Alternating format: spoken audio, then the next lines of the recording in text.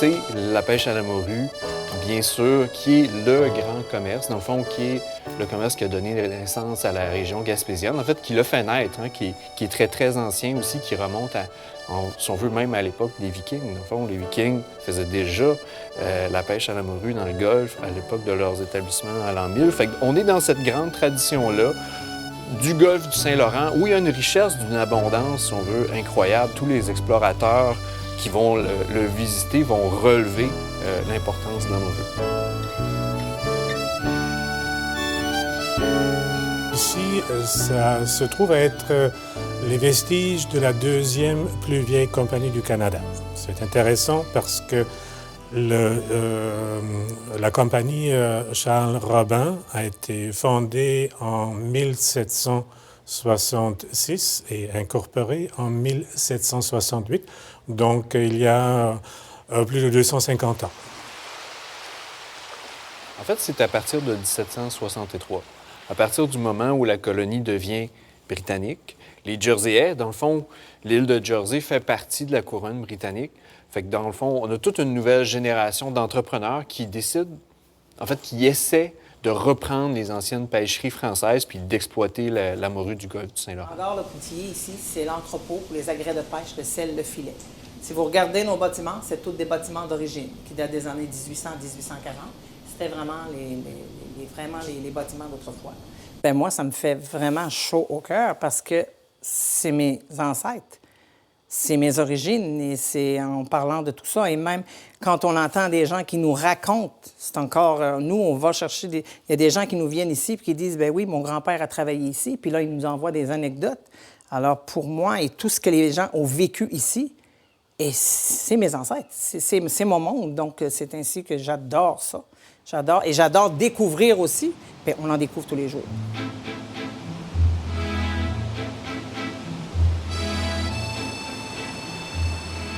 Des nouveaux commerçants, en fait, viennent prendre la relève. Il y a toutes sortes de monde aussi. À cette époque-là, il y a des marchands de Québec, il y a des gens de la Nouvelle-Écosse, il y a des gens de Londres. Puis dans ce contexte-là, il y a une personne qui va se démarquer plus que les autres, puis c'est Charles Robin.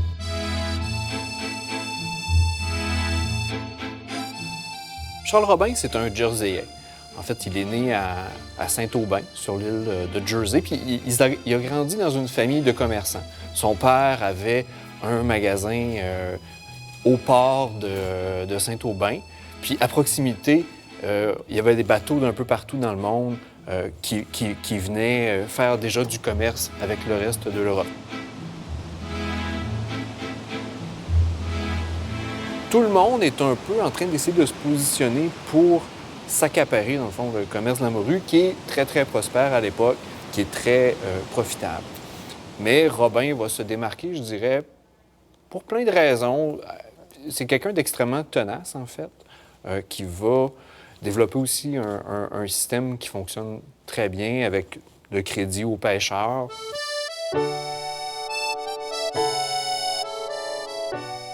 À chaque fois que les gens arrivent ici, souvent, ils ont la perception, en arrivant, « Ah, le Montadi de Robin.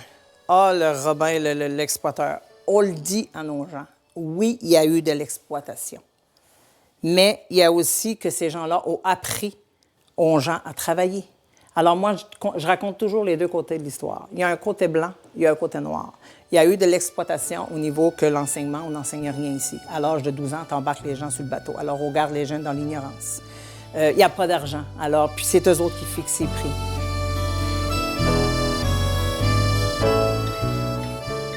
C'est vraiment eux qui ont fait connaître le commerce de la pêche ici. Puis c'est devenu un empire. Puis à un moment donné, il y avait 2000 personnes qui travaillaient pour les Robins et 1200 pour les frères Leboutillier. Alors que ces gens-là n'étaient pas des esclaves, comme qu'on pense, là. Ces gens-là ont travaillé, puis ils y allaient pêcher, ils venaient au magasin, ils avaient ce qu'ils voulaient. C'est sûr qu'il y avait une partie qui était comme l'endettement, mais c'était ça. C'était la vie du temps.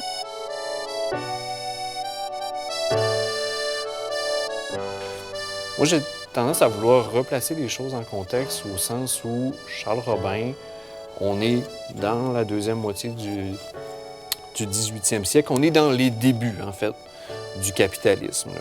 Puis, un peu partout dans le monde, on a une société qui est très, très, très inégalitaire, hein. Je pense que c'est un peu là-dedans qu'il faut se resituer.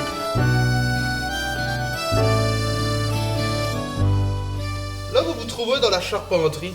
C'est un des bâtiments les plus vieux ici de toute la pointe.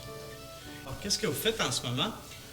Présentement, moi, je suis en train de préparer un couvercle pour un banc d'étoupe. Ça, l'étoupe, là, c'était quelque chose de bien important que les gens utilisaient pour la construction des bateaux. Justement, ça, c'est ce que c'est. C'est de l'étoupe. C'est fabriqué à partir de crin de cheval ou du lin. Et ça servait surtout pour calfater les bateaux. Ce qui veut dire rendre les bateaux étanches. Donc, on mettait ça de l'étoupe entre les planches pour qu'un bateau puisse être étanche, en fait. Parce que les goélettes, eux autres, c'était bordé bord à bord. Donc, une planche par-dessus l'autre, comme ceci. Donc, il fallait mettre de l'étoupe au milieu. On mettait du goudron par-dessus. Et ensuite, ça devenait étanche. Juste ici, sur le banc, là, on pouvait compter jusqu'à 200 charpentiers. Dont juste la moitié de l'équipe, une centaine, qui allait travailler sur les navires d'haute mer. Et 2 qui allaient travailler pour la construction des barges, étant donné qu'ils étaient de plus petite taille. Donc, on peut imaginer que le reste allait être distribué soit pour la fabrication d'outils, la fabrication de pièces d'embarcation, mais aussi pour la construction des goélettes. Est-ce qu'il s'est construit beaucoup de bateaux ici à Passepébiac? Juste pour vous parler des navires de haute mer, là, on parle des bateaux d'une quarantaine de mètres, 130 pieds, on peut parler d'une quarantaine. Ça, c'est tout juste sur le chantier maritime. Niveau barge, eux autres considérant que ça pouvait prendre juste à peu près 30 jours d'ouvrage en faire une, là, il s'en est construit des centaines. On parle des barges de quelle longueur? Des barges de 11 mètres, à peu près 35 pieds. Eux autres, c'est ces embarcations-là qu'on s'en servait justement pour la pêche côtière. Donc, on se rendait à 3 personnes, jusqu'à 5 km des côtes, puis on pêchait autour de 600 morues par jour. Et la morue, c'est pas des petits poissons, là. On parle de poissons, là, la taille d'un homme.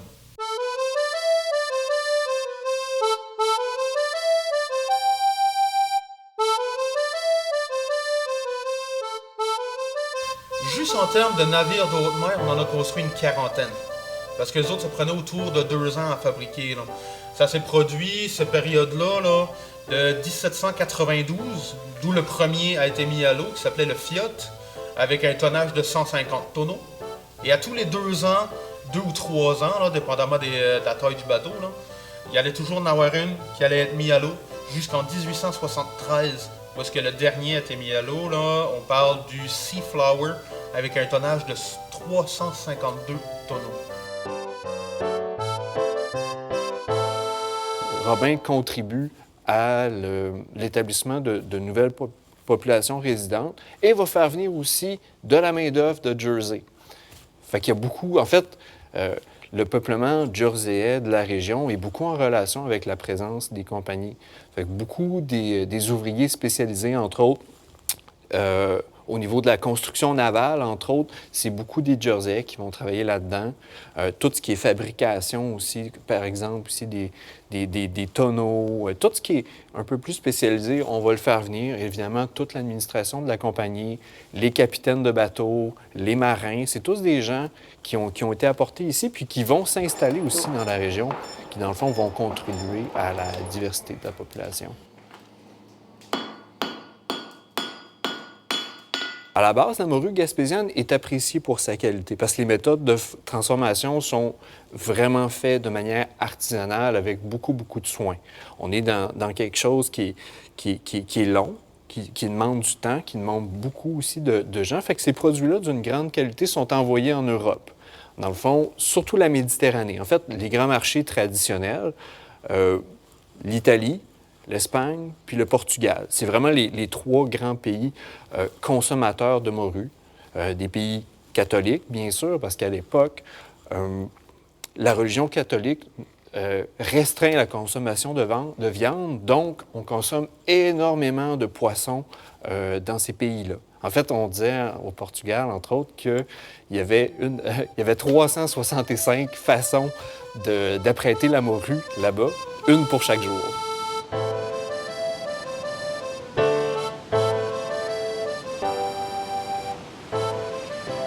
Il y avait les navires de haute mer qu'on construisait, là, qui eux autres se rendaient là, vers l'Europe, l'Amérique du Sud, les Antilles. Ils faisaient justement le commerce triangulaire. On allait emporter de la morue salée séchée, puis on ramenait des produits qu'on avait besoin par ici. Là, on peut parler du sel, du sucre, de la farine, du fer, du café, du vin, du rhum, du whisky, de la mélasse aussi. On ramenait de tout, en fait. Là. Je vais faire une démonstration de quelle façon on fabriquait les clous carrés, justement pour la construction navale. Le clou carré, c'est très spécial. C'est un clou qui n'est jamais pointu. On va le clouer, on va couper ses fibres aux quatre coins, repousser son fibre et ça ne fait pas éclater le bois.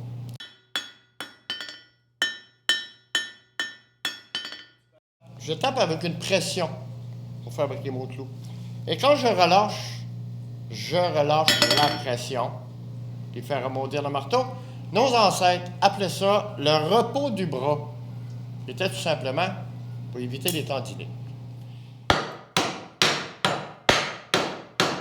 On a 11 bâtiments, des 60 bâtiments qui constituaient la compagnie ou les deux compagnies, la Charles Robin et les Boutillier Brothers. Alors, au début, il y avait une soixantaine. En 1964, la majorité des bâtiments a passé au feu.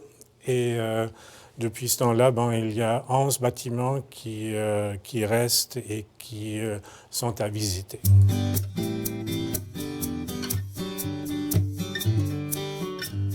Ici, vous êtes au Bibi. Bibi pour le Boutillier Brothers. C'était, d'après les architectes, le plus haut bâtiment en bois en Amérique du Nord. On entreposait les gros tonneaux de morue salée séchée, ainsi que les produits qui arrivaient de l'extérieur. Alors, le tissu dans les ballots blancs qui nous venaient d'Italie, la mélasse, le café, le rhum, le whisky, tous les produits qui venaient de l'extérieur, on mettait ça dans les entrepôts ici. Ça, c'est un boucau qu'on appelle. C'est un baril, c'est là-dedans qu'on mettait la morue salée séchée. C'est en sapin et en épinette blanche. Ça n'a ni goût ni odeur. C'est pour le poisson. Et c'est entouré d'ondes d'arbres. Et si vous remarquez, il y a dans les lattes, là, c'est un peu... c'est pas étanche. C'est pour que ça puisse respirer, non pas pourrir. Le moyen de conservation d'une morue salée, c'est 2 ans. Alors, nous, on partait avec le boucau comme ça, en Espagne, au Portugal, au Brésil, aux Antilles, et on revenait pour les échanger des produits là, comme le sel, le café et tout le reste.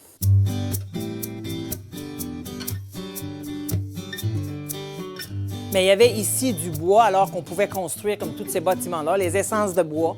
Il y avait du pin blanc, du pin rouge, il y avait du sapin, de l'épinette pour construire les boucaux. Alors, il y avait pas mal d'essences de bois pour tout construire, parce qu'ici, tout se faisait ici, à Passepébiac. Alors, il y a ces raisons-là.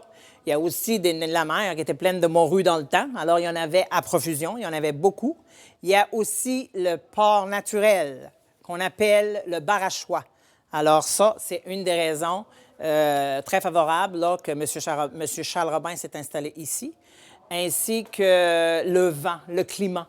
Alors, c'est un vent qui est sec et constant, qui nous vient de l'ouest. Alors, c'est très favorable de faire sécher la morue.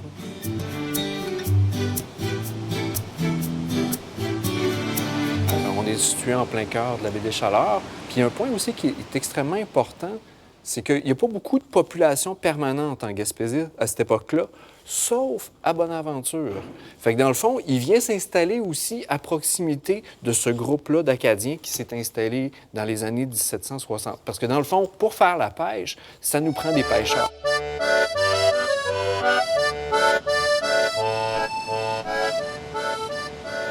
Charles Robin n'est pas seul à l'époque où il vient s'installer. Il y a plein d'autres entrepreneurs. Mais je pense que ce qui est marquant dans son cas, c'est l'ampleur de l'entreprise qu'il va créer. Maintenant, on est dans une première phase de renouvellement du site. Alors, on planifie de bâtir un nouveau bâtiment administratif, un bâtiment d'accueil où on pourra regrouper tous nos services, soit l'administration, l'accueil, la billetterie, la boutique et surtout le restaurant.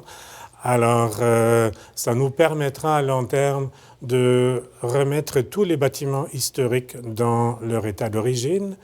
Et autour de cette approche, on espère pouvoir créer un centre de recherche sur la restauration de bâtiments historiques.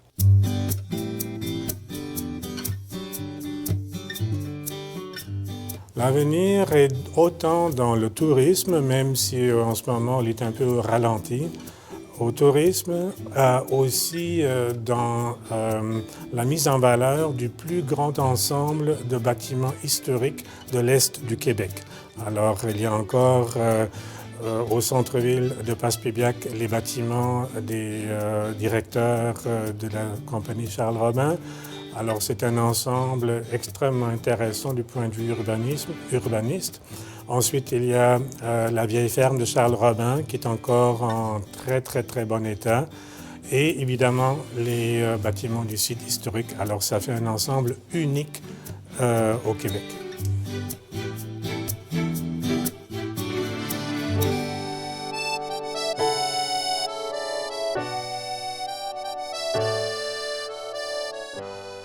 Je dirais, moi, c'est un peu ma mission comme conservateur ici.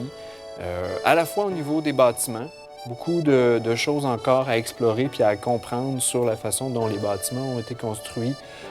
Beaucoup de choses à explorer sur l'ampleur aussi de la compagnie. Puis en fait, on y va, on est en train de monter un projet de recherche sur l'industrie de la pêche pour tout le nord-est de l'Amérique. Fait qu'on va travailler en collaboration avec plein d'autres institutions qui sont conservatrices de bâtiments où on va faire des comparaisons justement entre les différents sites.